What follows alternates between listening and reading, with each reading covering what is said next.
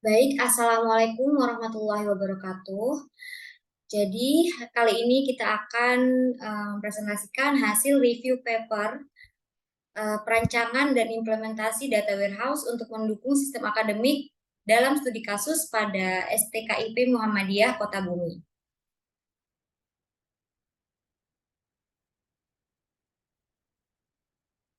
Perkenalkan, saya Augisti Wardah, NIM 182410102029. Dan saya Edwin Tri Maulana dengan NIM 2024 1010 2028.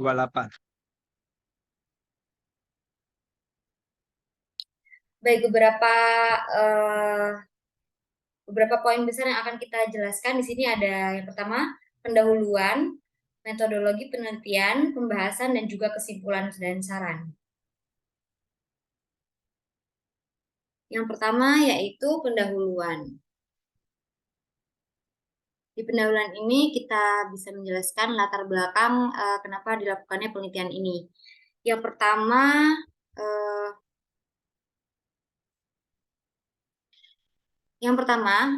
bagian akademik ini kan merupakan bagian terpenting dalam suatu universitas bahkan dan juga kampus begitu ya. Karena bagian akademik mengelola segala informasi tentang akademik pada STKIP Muhammadiyah. Dan setiap semester bagian akademik harus menyajikan laporan sebagai bahan evaluasi untuk analisis pengambilan keputusan. Nah, namun, pada bagian akademik STKIP Muhammadiyah masih merasakan kesulitan dalam mengolah data yang masih tersebar dalam beberapa bentuk penyimpanan yang belum terintegrasi.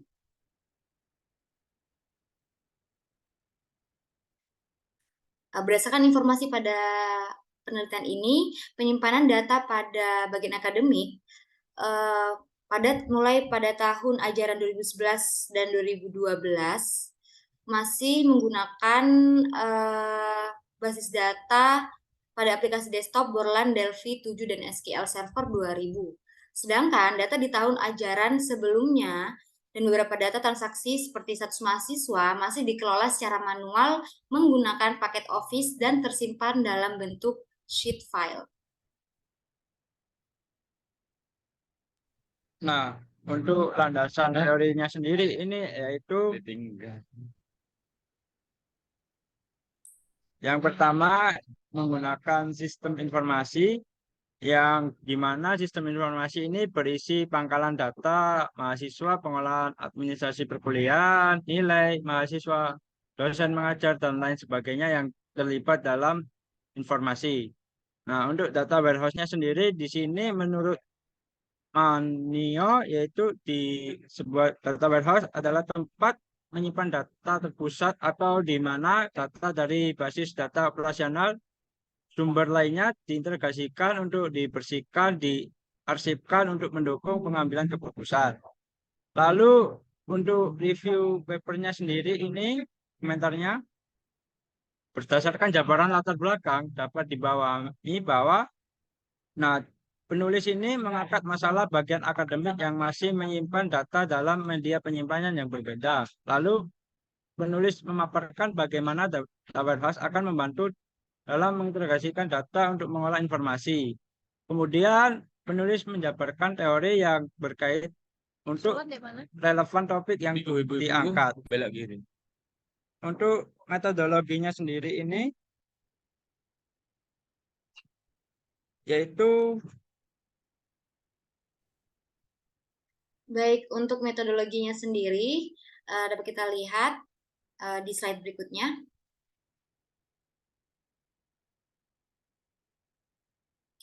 Ada tahapan persiapan, di mana tahapan ini peneliti menentukan background masalah atau latar belakang, kemudian ruang lingkup penelitian yang menjadi batasan pada penelitian ini, kemudian peneliti merumuskan masalah, menuliskan tujuan dan juga manfaat penelitian.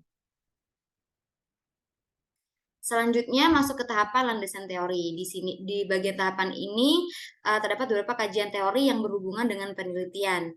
Teori-teori pendukung, teori dasar sistem informasi akademik, teori dasar data warehouse, dan bagaimana cara merancang dan implementasinya. Kemudian masuk ke tahapan pengumpulan data. Di sini peneliti melakukan 3 cara atau 3 langkah. Yang pertama observasi, wawancara, kemudian studi literatur. Setelah data-data tadi sudah dikumpulkan, kemudian masuk ke tahapan analisis kebutuhan informasi. Ada 4 poin penting. Yang pertama, kebutuhan informasi. Next, ya. Kebutuhan informasi pertama tentang data jumlah mahasiswa baru. Nah, informasi ini akan digunakan untuk mengetahui tren peminatan prodi. Kemudian, kebutuhan informasi data mahasiswa berdasarkan status akademik. Hal ini akan menjadi bahan evaluasi penyelenggaraan perkuliahan di tiap-tiap semester. Kemudian ada kebutuhan informasi kelulusan mahasiswa. Nantinya ini akan menjadi akreditasi penilaian untuk program studi tersebut. Kemudian ada kebutuhan informasi kualitas dari mahasiswa lulusan berdasarkan IPK akhir. Nah, nantinya ini akan menjadi bahan perbaikan dan peningkatan mutu pembelajaran di prodi tersebut.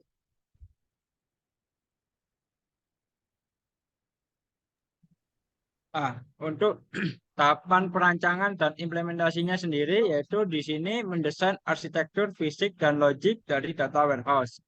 Lalu yang berikutnya yaitu menyimpan sumber data dari database operasional, akademik, dan sheet file.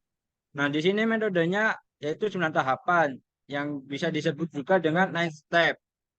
Lalu proses integrasinya data dengan ETL atau disebut bisa ekstrak, transformasi, dan loading.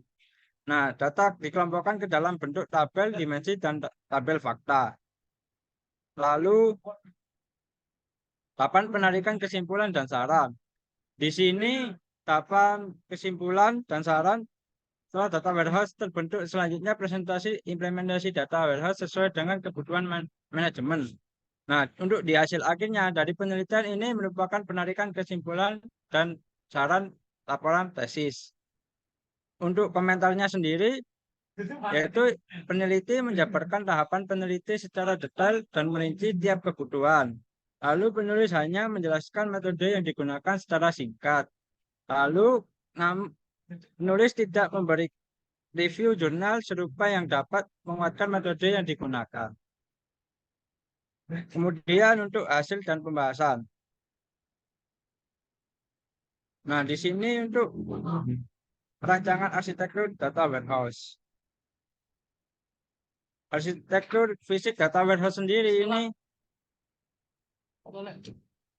yaitu yang pertama dari database si akad, kemudian membuat link ke database, memuat data sumber ke staging, lalu kemudian ke data stagingnya, lalu ditransformasikan ke data, lalu di load data, lalu kemudian menjadi data warehouse dari STKIP tersebut. Lalu kemudian untuk data flow-nya sendiri di sini yaitu kayak data source-nya yaitu meliputi operasional sistem, ERP, CRM, SQL, dan flat file. Lalu data validation, akan saya bantu data jelaskan. cleaning, ya. Akan saya bantu jelaskan untuk bagian gambaran ini. Ini merupakan gambaran umum bagaimana data-data beberapa sumber data yang kemudian dilakukan proses ETL, kemudian dibangunlah data warehouse. Di sini dapat kita ketahui bahwa data source itu bisa terdiri ada beberapa atau lebih dari satu database, dari operational system, ERP, CRM, dan bahkan SQL-nya, atau maupun flat files atau sheet file yang digunakan oleh STKIP Muhammadiyah. Kemudian masuk ke proses ekstrak, transform, dan load ini masuk ke dalam database staging yang sudah digambarkan di slide sebelumnya. Kemudian setelah itu di dalam database yang sudah dibangun terdiri dari beberapa data marts. Data marts ini merupakan bagian-bagian dalam data warehouse sendiri. Setelah data warehouse sudah terbangun, kemudian barulah bisa dilakukan OLAP analisis dan juga reporting begitu.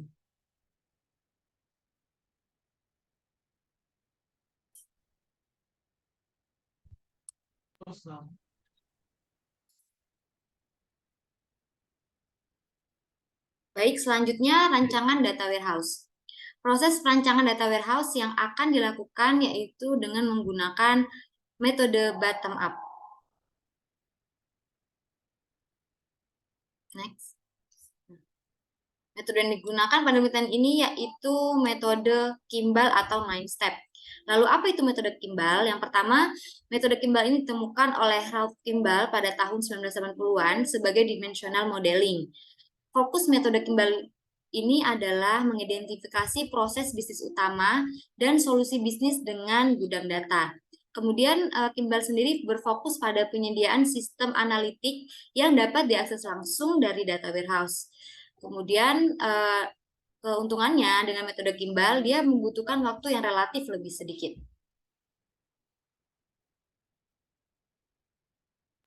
Nah, untuk timbal 9 step-nya sendiri kan di sini ada 9 step. Nah, di sini yang pertama yaitu menentukan memilih proses. Nah, di sini subjek pertama merujuk kepada suatu kegiatan bisnis perusahaan. Lalu yang kedua itu yaitu memilih grind, yaitu menentukan apa yang akan diwakili atau dipresentasikan oleh sebuah tabel fakta. Nah, untuk yang ketiga sendiri yaitu mengidentifikasi penyelesaian dimensi. Nah, untuk identifikasinya sendiri ini menghubungkan tabel dimensi dengan tabel faktanya. Lalu yang keempat yaitu memilih fakta. Nah, untuk menentukan measure atau informasi yang dibutuhkan pada tabel fakta.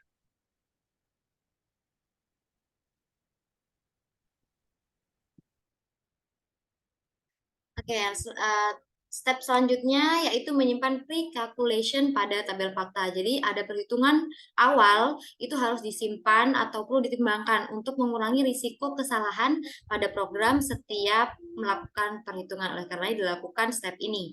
Selanjutnya, melengkapi tabel dimensi. Nah, tabel dimensi ini diperlukan deskripsi yang memuat informasi terstruktur mengenai atribut-atribut pada tabel dimensi sehingga memudahkan pengguna untuk membaca dan memahami begitu. Kemudian selanjutnya ada pemilihan durasi basis data. Ini sangat penting karena dari data-data yang ada dimasukkan ke dalam data warehouse memerlukan rentang waktu atau tahun yang diperlukan untuk masuk ke dalam data warehouse sendiri. Selanjutnya melacak slowly changing dimension. Karena pada dasarnya dimensi akan selalu berubah. Nah, untuk melakukan itu perlu dilakukan penentuan tipe perubahan data pada dimensi.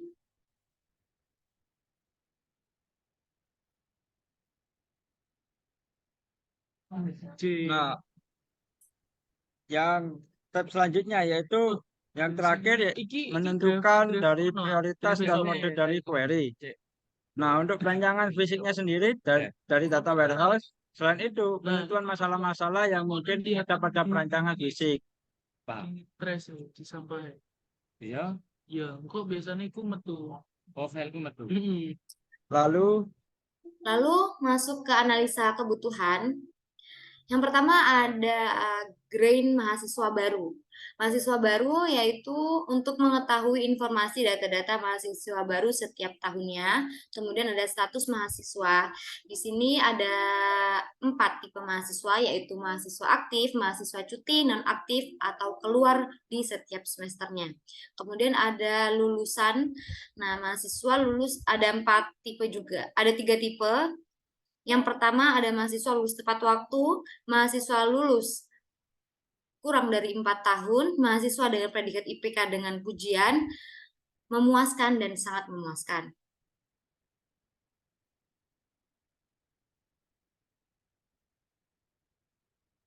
Nah, ini masuk ke step-step metode Kimball. Yang pertama yakni memilih proses. Ada 4 tahapan lagi di dalamnya. Yang pertama perlu menganalisa permasalahan pada STKIP Muhammadiyah yang diketahui bahwa bagian akademik masih masih kesulitan dalam mengintegrasikan data-data yang masih tersebar di beberapa penyimpanan yang berbeda. Kemudian dilakukan menganalisa dan menentukan kebutuhan data informasi yang sudah dijelaskan di slide sebelumnya, yaitu ada status mahasiswa, mahasiswa baru, dan juga lulusan. Kemudian tahap selanjutnya memilih metodologi Kimball yang dikenal sebagai 9-step metodologi. Kemudian membuat tabel dimensi dan tabel fakta dalam bentuk skema bintang. Skema bintang ini di mana beberapa tabel-tabel berdiri sendiri atau dikelompokkan berbeda-beda.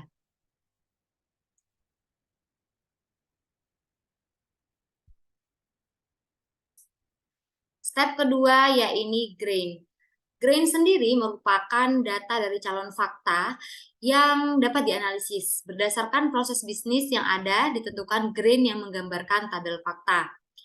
Yang pertama ada grain mahasiswa baru, status mahasiswa, dan juga lulusan. Di grain mahasiswa baru terdapat 3 atribut, yaitu NPM mahasiswa, tahun akademik, dan juga program studi. Di status mahasiswa juga terdapat 4 atribut, yaitu NPM mahasiswa, tahun akademik, semester, dan juga status. Kemudian ada lulusan yang terdiri dari 5 atribut, yaitu NPM atau NIM, tahun akademik, program studi, lama studi, dan juga IPK.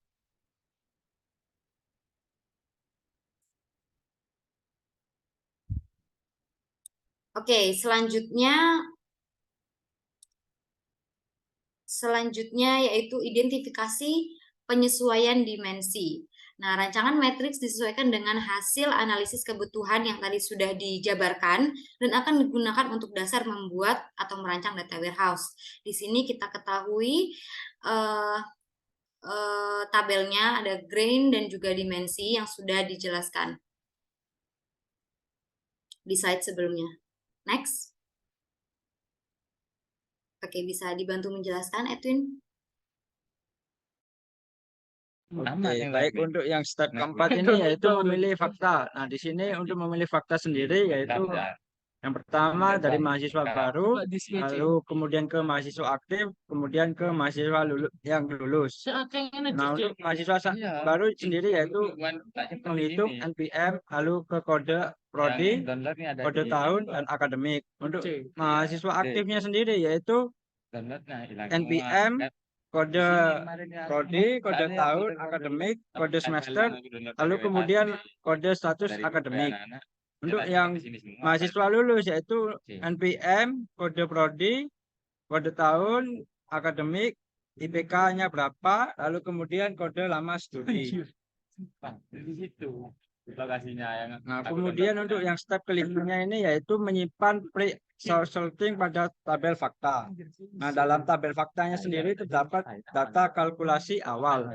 Hasil kalkulasi ini disimpan dalam tabel-tabel fakta. Jumlah mahasiswa dalam setiap proses di fakta mahasiswa baru.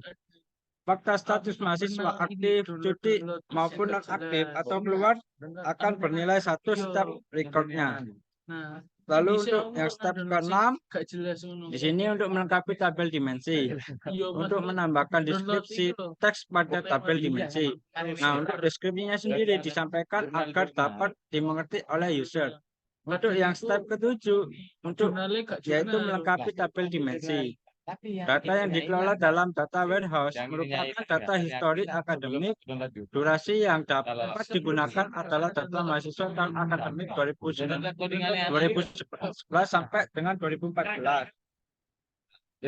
Lalu untuk yang step ke-8 di sini yaitu mengidentifikasi penyesuaian dimensi, di mana update perubahan data pada dimensi penulisan memiliki tipe kedua dari 3 tipe perubahan, yaitu yang pertama gimbal dan cross. Gimbal dan cross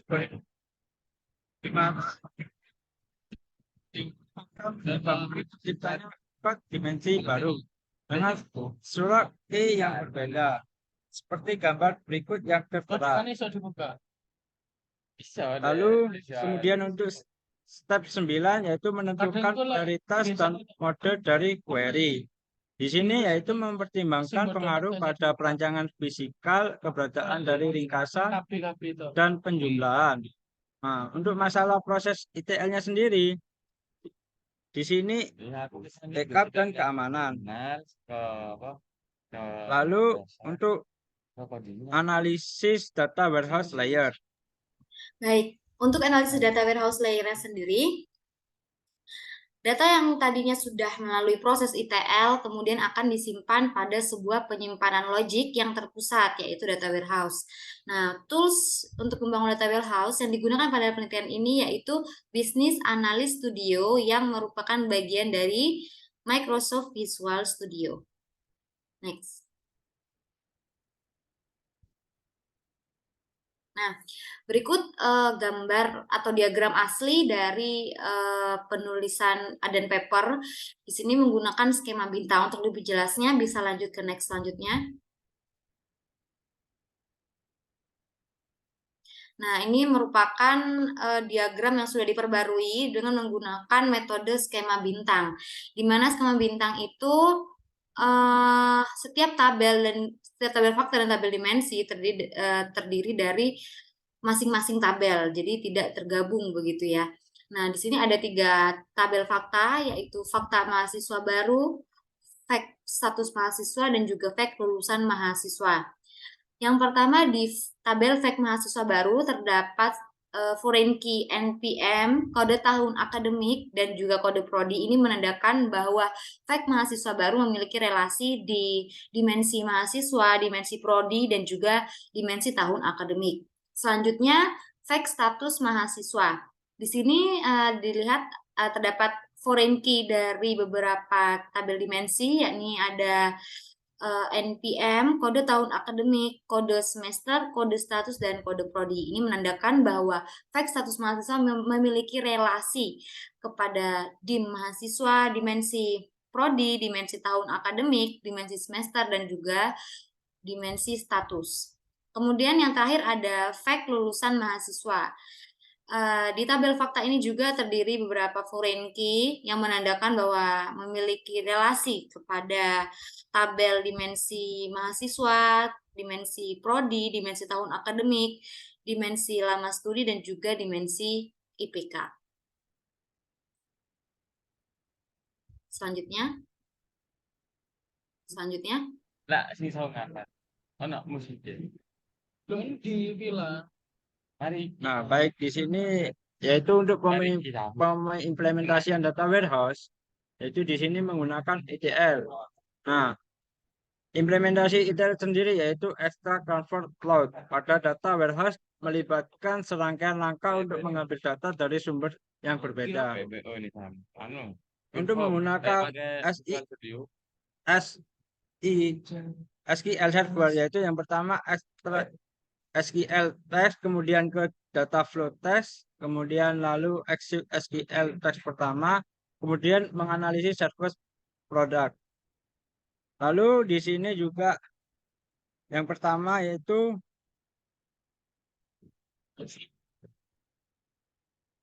DB source, dim mahasiswa. Nah, di sini di mahasiswa, kemudian dim source dan dim IPK. Lalu kemudian ada dim prodi, DB source, dan dim lama studi. Lalu untuk berikutnya yaitu dim semester, dim source, DB source, dan fact mahasiswa. Nah, untuk kemudian yaitu dim tahun akademik, DB source, fact mahasiswa baru. Lalu kemudian dim status akademik, DB source, fact status mahasiswa baru tadi, lalu fact kelulusan mahasiswa. Untuk kemudian yaitu bisa dilanjutkan oleh Mbak Agusti. Baik, untuk selanjutnya, setelah data warehouse tadi sudah dibangun dan sudah selesai dirancang, kemudian masuk ke bagian OLAP atau online analytical. Di sini OLAP sendiri merupakan proses memberikan informasi secara detail dan terperinci tentang informasi strategis yang dibutuhkan oleh pengguna di sini yaitu bagian akademik. Dan untuk proses OLAP yang digunakan pada penelitian ini ada 2, yaitu roll up dan juga drill down. Di mana roll up itu merupakan operasi OLAP yang dilakukan untuk meningkatkan hierarki data waktu dari bulan ke tahun. Kemudian sedangkan drill down yaitu dari tahun ke bulan. Di sini kita bisa lihat grafik jumlah mahasiswa baru STKIP Muhammadiyah Kota Bumi. di mana ada keterangan tahun akademik 2014 dan 2013, 2012 dan juga 2011, di mana pada tahun 2011 memiliki jumlah yang lebih tinggi dibandingkan di tahun 2014. Selanjutnya,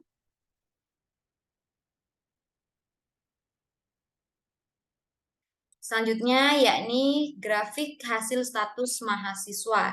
Di sini status mahasiswa terdiri dari 4 tipe, yaitu mahasiswa aktif, cuti, lulus, dan juga non-aktif. Ada 3 prodi pada STKI Muhammadiyah yang terdiri dari pendidikan bahasa Indonesia, bahasa Inggris, dan juga matematika. Kita bisa lihat juga di grafik ini bahwa di tahun 2011 banyaknya status mahasiswa itu lebih rendah dibanding pada tahun 2014. Kemudian data lulusan mahasiswa angkatan tahun 2012 dan 2016. Di sini kita lihat ada 3 tipe lulusan mahasiswa, yaitu dengan pujian, memuaskan, dan juga sangat memuaskan. Ada 2 indikator, yakni yang kalau biru berarti jumlah mahasiswanya lebih dari 4 dan merah yang biru kurang dari 4 dan yang merah lebih dari 4. Next.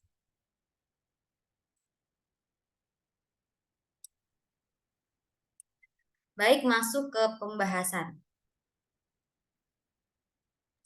Baik, di sini yaitu untuk pembahasannya yang pertama kelebihan perancangan dari data warehouse sendiri. Untuk yang pertama, memudahkan bidang akademik dalam mengintegrasikan data yang tersebar dalam berbagai bentuk media penyimpanan. Lalu yang kedua yaitu pemodelan skema bintang menjadikan data terorganisir dan menyederhanakan dalam proses query analisis untuk penyajian data sebagai pendukung proses evaluasi dan pelaporannya sendiri. Lalu untuk kekurangannya dari perancangan data warehouse sendiri di sini yaitu untuk sistem akademiknya merupakan sistem yang kompleks pada perancangan data warehouse ini. Namun belum mencakup keseluruhan sistem yang ada di Akademi STKIP Muhammadiyah Kota Bumi ini. Kamu melanjutkan makanan saja, Papa. Kemudian masuk ke simpulan.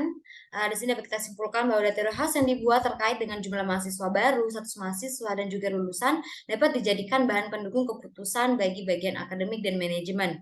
Kemudian integrasi data yang dilakukan dengan ekstraksi dari beberapa sumber data dengan mengambil item data yang diperlukan saja. Kemudian integrasi data dimulai dengan ekstraksi, kemudian melakukan penyeragaman data, format data. Nah, jika format datanya sudah sesuai keperluan evaluasi, maka dilakukan analisis, kemudian disimpan dalam data warehouse. Next.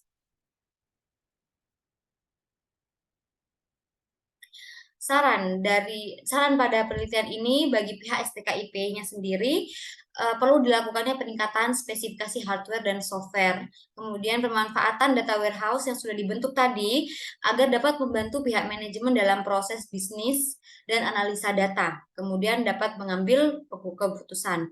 Selanjutnya, pada penelitian selanjutnya diharapkan dapat mengembangkan rancangan dan implementasi data warehouse yang lebih kompleks lagi.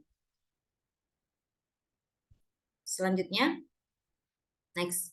Nah, berikut adalah review paper dari yang sudah kita bahas tadi. Kemudian ada beberapa kelemahan dan juga kekuatan pada penelitian ini.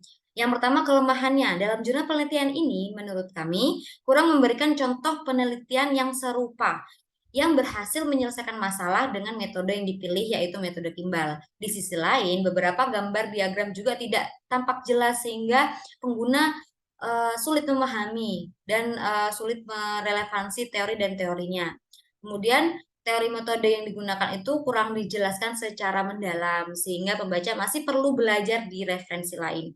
Kemudian untuk kekuatan, tapi di sisi lain penelitian ini punya kekuatan tersendiri. Ya, bagi kami penelitian ini sudah cukup lengkap, banyak memaparkan referensi, pengertian, manfaat penelitian juga, tahapan yang merinci dan implementasi metode yang cukup ya, sehingga menghasilkan rancangan data warehouse yang sesuai kebutuhan yang dibutuhkan pada masalah yang dialami oleh STKIP Muhammadiyah.